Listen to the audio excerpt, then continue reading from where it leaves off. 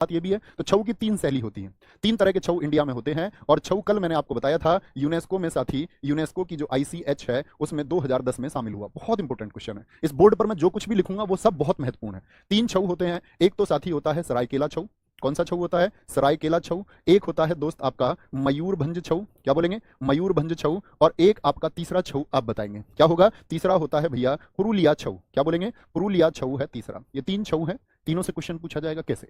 सरायकेला छऊ किस राज्य में आयोजित होता है? तो क्या बोलेंगे? सरायकेला लिख दिया मैंने, सरायकेला, सरायकेला। तो राय देने वाले लोग कितने होते हैं? राय देने वाले तो भैया 1000 लोग होते हैं। 1000 से झारखंड, 1000 लोग राय देने वाले। मयूरभंज, मयूर किसको बोलते हैं? मोर को। मोर क्या करेगा भाई? उड़ जाएगा। उड़ीसा में बनता मयूरभंज छऊ। और पुरुलिया मतलब पूरा लिया, क्या ले लिया भैया? पूरा। ये है पश्चिम बंगाल। क्या बोलेंगे? पश्चिम बंगाल का। कोई बंगला खरीदेगा, अगर बंगाल को हम हमेशा बोलते हैं बंगला, अगर कोई बंगला खरीदेगा तो पूरा ही तो बंगला लेगा भाई, या अधूरा बंगला खरीदेगा कोई? भैया पूरा बंगला खरीदेगा। तो छऊ कितने होते हैं? 3 होते हैं। और छऊ को ही साथी हम क्या बोलते हैं? अर्धशास्त्रीय नृत्य, यानी सेमी क्लासिकल डांस इसको कहा जाता है।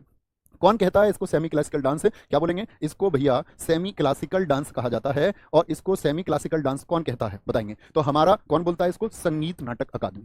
अब यहां पर क्वेश्चन बनता है, संगीत नाटक अकादमी क्या कहती है? संगीत नाटक अकादमी क्या बोलेंगे? संगीत नाटक अकादमी बताओ किस वर्ष स्थापित हुई थी? संगीत नाटक अकादमी 1953 में स्थापित हुई। इसका जो हेडक्वार्टर है वो दिल्ली में है। कहां पर है? दिल्ली में है। तो संगीत नाटक अकादमी कहती है कि भैया 8 क्लासिकल डांस है।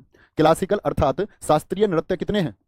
तो क्या आप बोलेंगे पेपर में अगर क्वेश्चन आएगा शास्त्रीय नृत्य की संख्या कितनी है, तो आप बोलेंगे भैया 8। हम उत्तर पेपर में देके आएंगे। फिर भैया कहीं कहीं हमने 9 लिखा देखा है।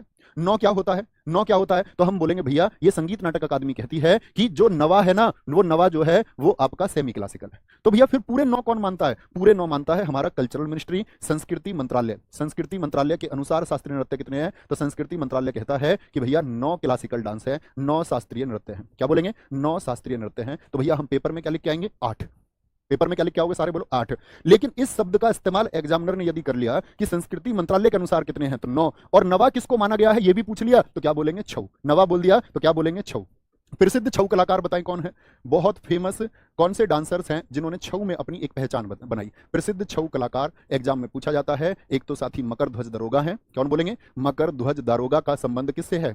मकर ध्वज दारोगा का संबंध किससे है? तो बोलेंगे छऊ से है। केदारनाथ सिंह का संबंध किससे है? केदारनाथ सिंह का संबंध भैया किससे है? वो छऊ से है। तीसरा होगा साथी शुभेंदु नारायण का संबंध किससे है? शुभेंदु नारायण का संबंध किससे है? और ये जो तीनों है, तीनों को साथी, तीनों को पद्मश्री मिल चुका है। क्या मिल चुका है? तीनों को पद्मश्री अवार्ड मिल चुका है।